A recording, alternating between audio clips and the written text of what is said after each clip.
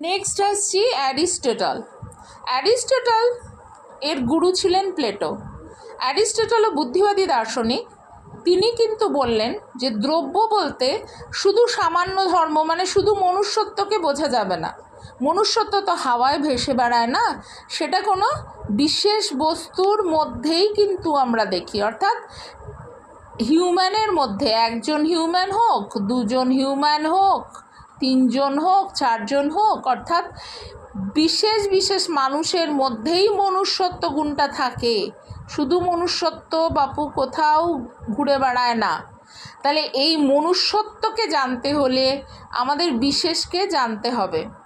সুতরাং অ্যারিস্টটল বললেন যে সামান্য এবং বিশেষের মধ্য দিয়েই হচ্ছে সামান্য ধারণা বাস্তবায়িত হয়। বিশেষকে জানতে হবে।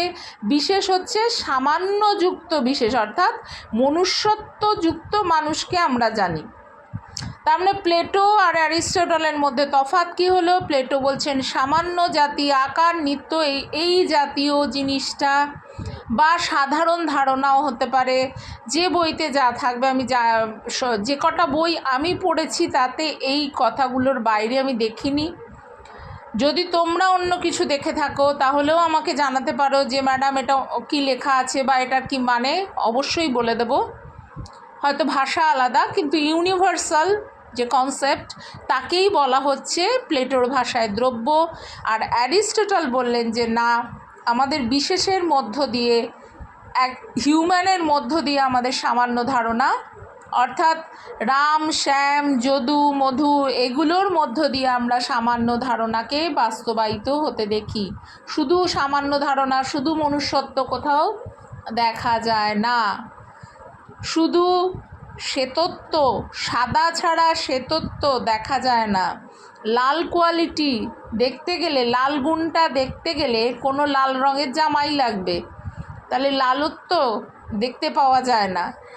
এইভাবে তিনি বললেন যে সামান্য বিশেষের সাথে যুক্ত যে হয়ে যখন থাকে তখন তাকে আমরা বলি দ্রব্য, শুধু সামান্যকে নয়।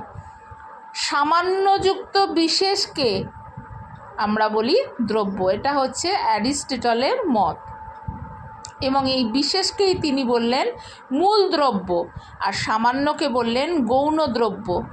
তাহলে এটাও বলে দিয়ে, এটা মুখ্য বা মূল দ্রব্য বলেছেন, আর এটাকে বললেন গৌণ দ্রব্য। অর্থাৎ এটাকে জানতে গেলে আমাকে আসলে বিশেষকে জানতে হবে, না হলে কিন্তু এটাকে চেনা যাবে না।